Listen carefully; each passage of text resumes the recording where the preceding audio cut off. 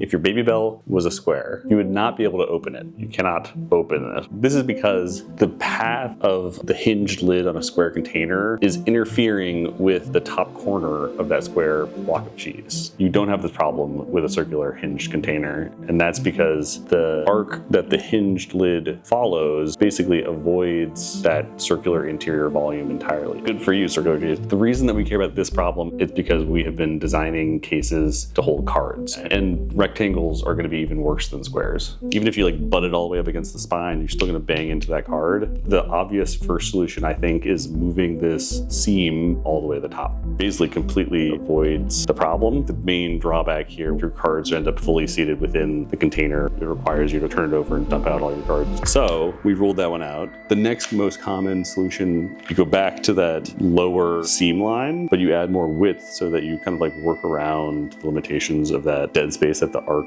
creates. But like the idea that you're carrying around dead space in your pocket, I'm like neurotic. I'm like a crazy person. Makes me nuts. This is what I consider a perfect hinged container. There's essentially no dead space, and when you open it, you have full access to the contents inside. And there is a way to achieve this for rectangular objects. So I'll give you a second to think about how to solve that problem, because I do think it's pretty satisfying and simple. And here is a at least small hint.